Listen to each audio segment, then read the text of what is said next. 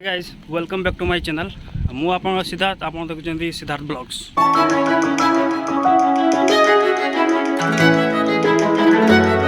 तो चलतु बुली जावा कपिलेश्वर टेम्पल जोटा कि केउझर अवस्थित आ केउझर रु जस्ट नरणपुर आसवा बाट 7 किलोमीटर दूर आसिले ये मंदिर पड़ो। चलतु मंदिर भितर कौन कौन अच्छी कौन ना तो घूरी देखा। वीडियो को कंटिन्यू करने पूर्व जदि मो चैनल नुआ अच्छा तेणु सब्सक्राइब करूँ शेयर करूँ। ए मंदिर को अर्धनारीश्वर मंदिर कह जाए।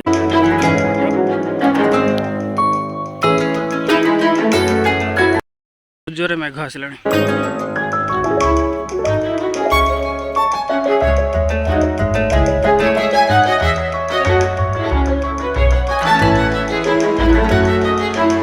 आप जानते मो वीडियो मन तो सिनेमेटिक वीडियो रही। तो चलतु 3, 2, 1 गो।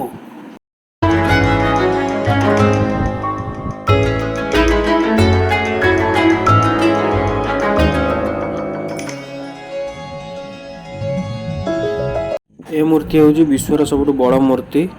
मूर्तिर उच्चता प्राय 44 फुट।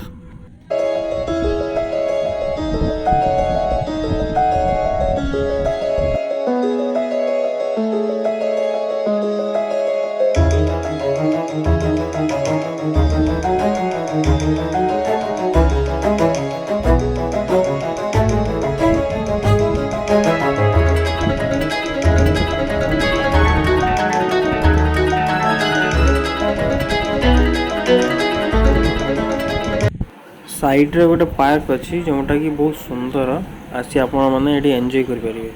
तो चलतु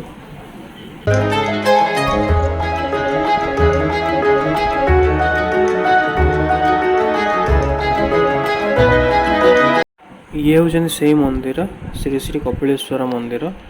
तो चलतु जीवा मंदिर भितर को देखा मंदिर भितर कौन कौन सब रही। तो चलतु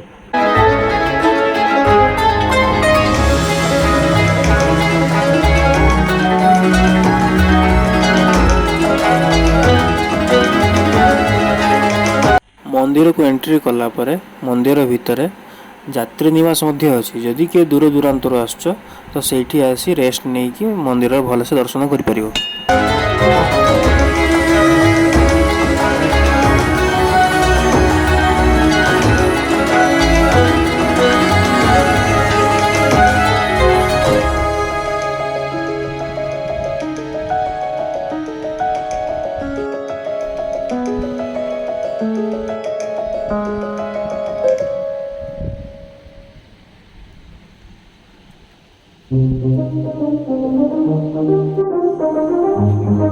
मंदिर दर्शन कर सारिया पर आमको मिलला प्रसाद खेचुड़ी डालमा चटनी।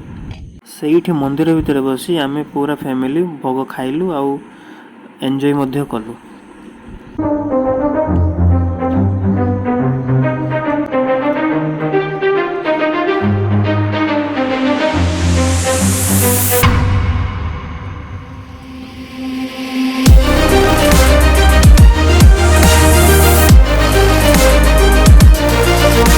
वीडियो लास्ट रे आउ थरे आमे दर्शन करिवा पार्वती और शिवंकर जहाँकर नाम अर्धनारीश्वर।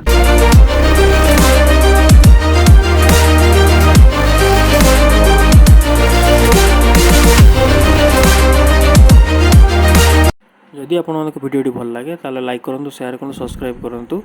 पुणी देखा आउ गोटे मजेदार ब्लॉग रे। Thank you. जय जगन्नाथ।